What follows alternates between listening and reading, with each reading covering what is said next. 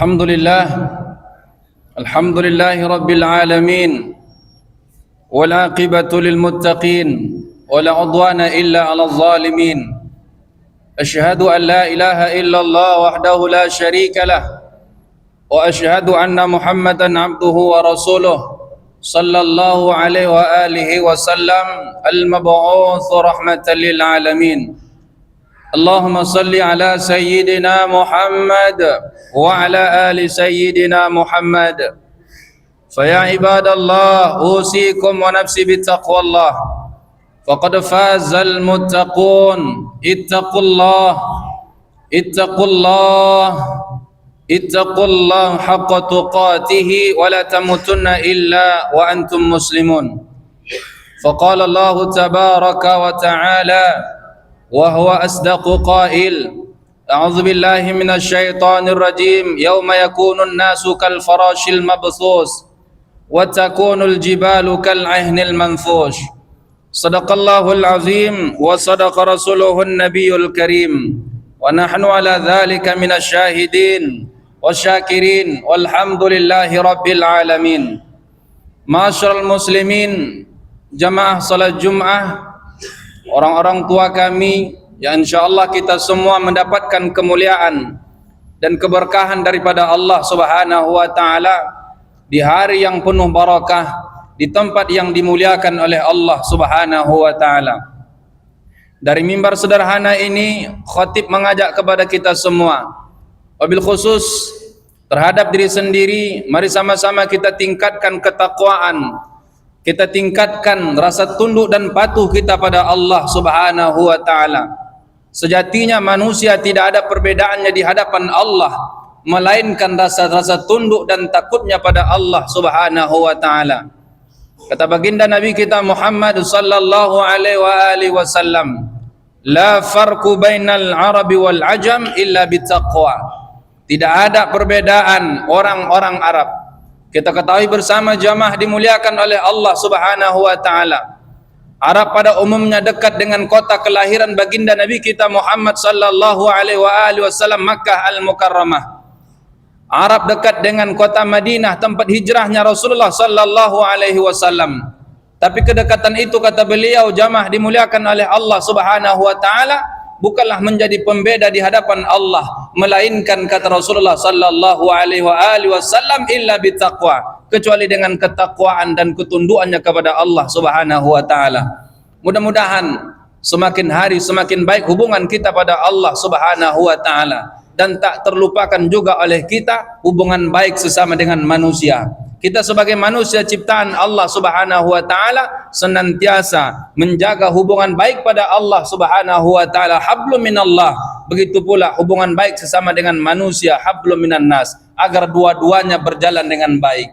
Salat dan salam sama-sama kita hadiahkan pada baginda Nabi kita Muhammad sallallahu alaihi wasallam. Allahumma shalli ala sayyidina Muhammad wa ala ali sayyidina Muhammad. Masyarul muslimin, jamaah salat Jumat, orang-orang tua kami, andai tolan para asatiz yang dimuliakan oleh Allah Subhanahu wa taala. Ada di antara 3 syafaat yang disebut oleh Rasulullah sallallahu alaihi wasallam di hadapan Allah di hari kiamat. Hari kiamat dalam konteks Islam suatu peristiwa yang pasti terjadi. Muslim yang beriman pada Allah Subhanahu wa taala, jika mengingkari peristiwa yang sangat dahsyat ini terjadi, maka gugur keimanannya kepada Allah Subhanahu wa taala. Banyak nas bersumber daripada Al-Qur'an menceritakan bahwa peristiwa hari kiamat itu pasti terjadi. Ada dalam satu surah disebut dengan surah Al-Qari'ah, ada surah Al-Waqi'ah, bahkan ada satu surah jamaah dimuliakan oleh Allah Subhanahu wa taala, surah Al-Qiyamah, menceritakan hal ihwal manusia di hadapan Allah Subhanahu wa taala, bahwa manusia mempertanggungjawabkan apapun yang dia perbuat semasa hidupnya, sekecil apapun kebaikannya pasti dia akan mendapatkannya. Begitu pula jamaah dimuliakan oleh Allah Subhanahu wa taala, sekecil apapun buruk yang dia lakukan semasa hidupnya, dia pun akan mendapatkan hal itu. Dan ternyata jamaah dimuliakan oleh Allah Subhanahu wa taala, pasti terjadinya hari kiamat bukan hanya sekadar bersumber daripada Al-Qur'an, bukan hanya sekedar bersumber daripada hadis Nabi sallallahu alaihi wasallam, Bahkan ada salah satu guru besar dari barat jamaah dimuliakan oleh Allah Subhanahu wa taala pernah membahas, meneliti suatu hadis baginda Nabi kita Muhammad sallallahu alaihi wasallam.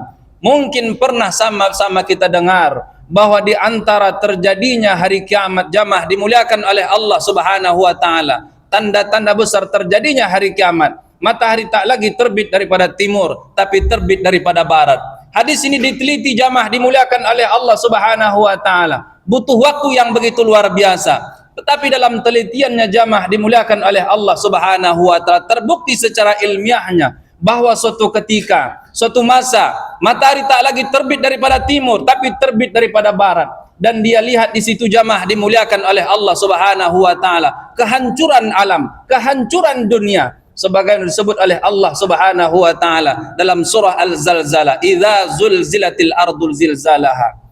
Dan begitu luar biasanya telitian yang dia buktikan secara ilmiah jamaah dimuliakan oleh Allah Subhanahu wa taala. 14 abad yang lalu terbukti secara ilmiah, dan dia pun mendapat hidayah daripada Allah Subhanahu wa taala dan ujung-ujungnya masuk ke dalam Islam. Masyarakat muslimin jamaah dimuliakan oleh Allah Subhanahu wa taala. Hari itu tak mesti harus ditakuti. Meskipun manusia akan dihisab oleh Allah Subhanahu wa taala sesuai dengan amal ibadahnya, tapi ada beberapa kelompok, ada beberapa manusia jamaah dimuliakan oleh Allah Subhanahu wa taala santai-santai saja, biasa-biasa saja. Kenapa? Mereka mendapat naungan daripada Allah Subhanahu wa taala melalui pertama adalah syafaat daripada baginda Nabi kita Muhammad sallallahu alaihi wasallam. Masyarakat muslimin jamaah dimuliakan oleh Allah Subhanahu wa taala. Disepakati oleh ulama, satu-satu nabi yang diizinkan oleh Allah Subhanahu wa taala mensyafaati umatnya adalah Nabi kita Muhammad sallallahu alaihi wasallam, dan itu atas izin Allah Subhanahu wa taala. Bahkan kata Rasulullah sallallahu alaihi wasallam, siapa yang senantiasa mengutamakan, mengistiqamahkan bersolat pada Nabi kita Muhammad sallallahu alaihi wasallam, berhak syurga baginya selama dia mati tidak dalam menduakan Allah Subhanahu wa taala. Bahkan dalam redaksi hadis yang lain kata baginda Nabi kita Muhammad sallallahu alaihi wasallam jamaah dimuliakan oleh Allah Subhanahu wa taala, man zarani, siapa yang berziarah padaku. Dijelaskan oleh ulama, baik semasa hidup Nabi kita Muhammad sallallahu alaihi wasallam atau telah wafatnya Rasulullah sallallahu alaihi wasallam, baik ketika dia melaksanakan ibadah haji maupun ibadah umrah. Kata Nabi kita Muhammad sallallahu alaihi wasallam, wajabat lau syafaati yaumal qiyamah, wajib baginya syafaatku di hadapan Allah di hari kiamat. Orang-orang yang mendapatkan syafaat daripada baginda kita Muhammad sallallahu alaihi wasallam melenggang menuju surganya Allah Subhanahu wa taala. Masyarakat muslimin jamaah orang tua kami dimuliakan oleh Allah Subhanahu wa taala. Begitulah istimewanya Nabi kita Muhammad sallallahu alaihi wasallam yang diberi kelebihan oleh Allah Subhanahu wa taala. Bahkan cinta dan kasih sayangnya Rasulullah sallallahu alaihi wasallam kepada umatnya disepakati oleh ulama melebihi rasa cinta dan kasih sayangnya seorang ibu pada anak-anaknya. Bahkan jamaah dimuliakan oleh Allah Subhanahu wa taala, suatu ketika Jibril alaihissalam turun pada Nabi kita Muhammad sallallahu alaihi wasallam. Kala itu tak lagi menyampaikan wahyu, tapi mengatakan, ya Muhammad, angkat tanganmu Muhammad. Angkat tanganmu Muhammad, berdoalah pada Allah Subhanahu wa taala. Lantas apa doa Nabi kita Muhammad sallallahu alaihi wasallam 14 abad yang lalu jamaah dimuliakan oleh Allah Subhanahu wa taala. Ulama yang menceritakan kisah menetes air matanya. Nabi pun mengangkat tangan jamaah dimuliakan oleh Allah Subhanahu wa taala. Ya Allah ya Rabb, kata Rasulullah sallallahu alaihi wasallam 14 abad yang lalu, 1400 tahun yang lalu. Ya Allah ya Rabb, kalau sekiranya engkau sudi ya Allah, kalau sekiranya engkau berkenan ya Allah, aku tak ridho salah satu umatku ada dalam neraka-Mu. Kita yang didoakannya jamaah dimuliakan oleh Allah Subhanahu wa taala. Dan sudah dapat dipastikan kita belum ada di masa itu jamaah dimuliakan oleh Allah Subhanahu wa taala, tapi kecintaan dan kerinduan kasih sayang Rasulullah sallallahu alaihi wasallam kepada umatnya sangat begitu luar biasa.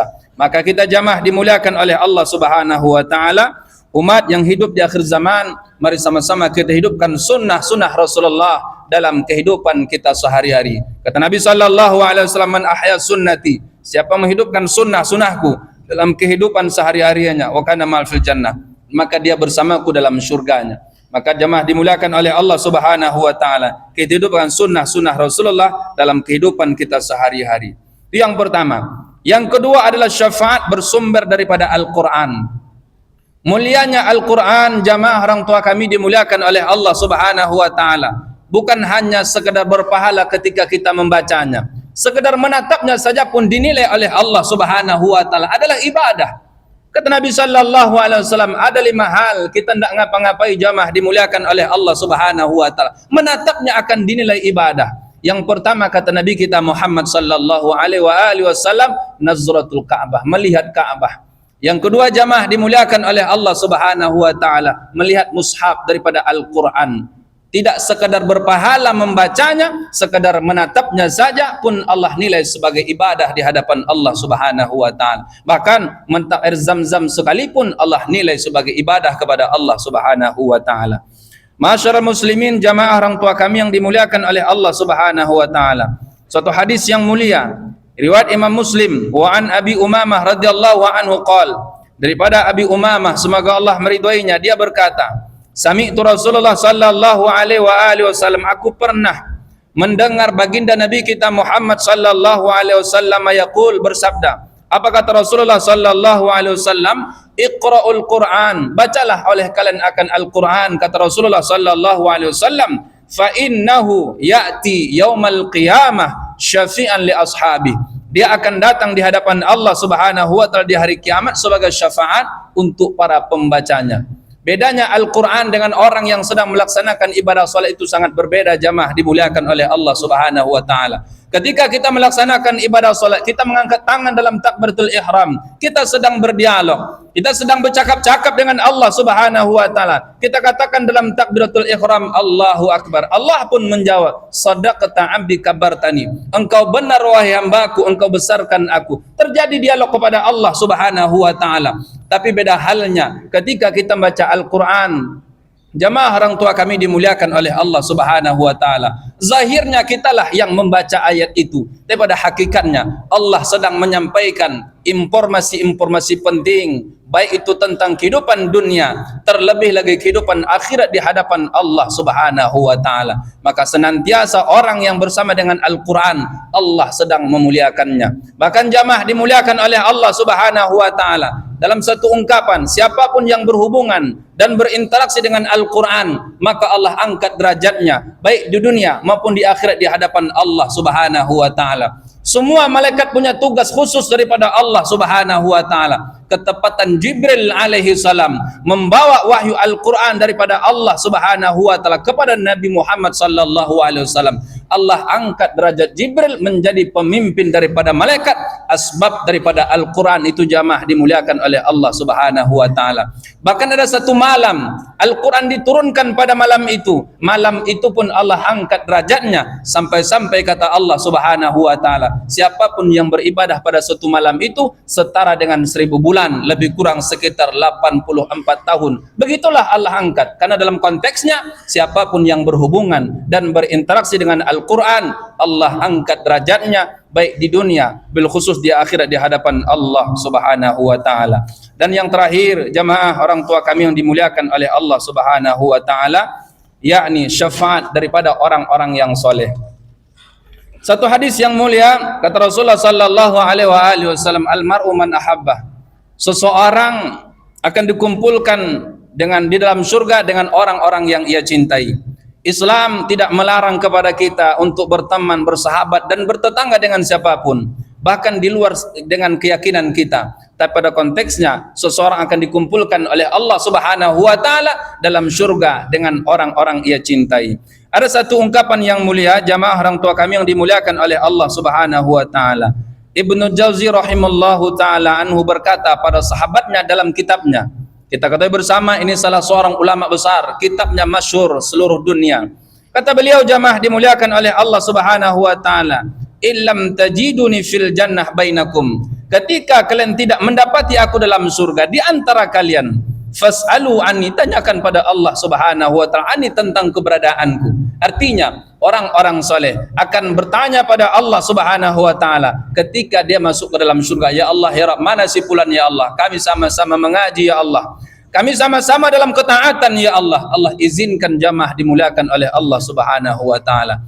Itulah di antara 3 syafaat yang disebut oleh baginda Nabi kita Muhammad sallallahu alaihi wasallam, yang pertama bersumber daripada Nabi kita Muhammad sallallahu alaihi wasallam, dan yang kedua bersumber daripada Al-Qur'an, dan yang ketiga orang soleh, orang baik yang tunduk pada Allah Subhanahu wa taala mensyafati antara satu dengan yang lainnya, dan semua itu atas izin Allah Subhanahu wa taala. Mudah-mudahan di hadapan Allah di hari kiamat kita mendapatkan apa yang pernah disebut oleh baginda Nabi kita Muhammad sallallahu alaihi wasallam.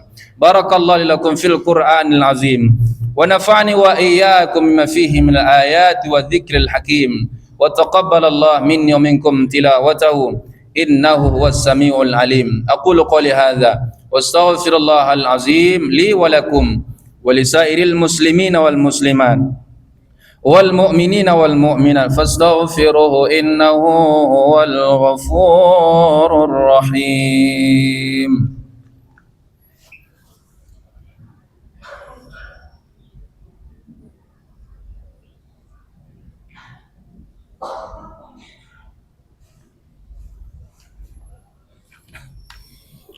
Alhamdulillah, alhamdulillahilladzi bi ni'matihi tatimmu shalihah. Asyhadu an la ilaha illallah wahdahu la syarikalah wa asyhadu anna Muhammadan abduhu wa rasuluh sallallahu alaihi wa alihi wasallam. Allahumma shalli ala sayyidina Muhammad wa ala ali sayyidina Muhammad. Fa ya ibadallah usikum wa nafsi bittaqwallah faqad fazal muttaqun. Ittaqullah haqqa tuqatih wa la tamutunna illa wa antum muslimun. Faqala Allah tabaraka wa ta'ala wa huwa asdaqu qail. A'udzu billahi minasy syaithanir rajim. Ya ayyuhan nas inna khalaqnakum min dzakari wa untha wa ja'alnakum syu'uban wa qabaila lita'arafu. Inna akramakum 'indallahi atqakum innallaha 'alimun khabir. Wa qala fi ayatin ukhra innallaha wa malaikatahu yusholluna 'alan nabi ya ayyuhalladzina amanu shallu 'alaihi wa sallimu taslima. Allahumma shalli wa sallim ala sayyidil anam Muhammadin sallallahu alaihi wasallam wa radallahumma 'ala arba'ati khulafa'ir rasyidin Abu Bakar wa Umar wa Utsman wa Ali wa ala baqiyatis sahabati Rasulillahi ajma'in wa alaina ya Allah ma'ahum bi rahmatika ya arhamar rahimin. Allahumma ighfir lana wa li jami'il mu'minina wal mu'minat wal muslimina wal muslimat al ahya'i minhum wal amwat bi rahmatika ya arhamar rahimin.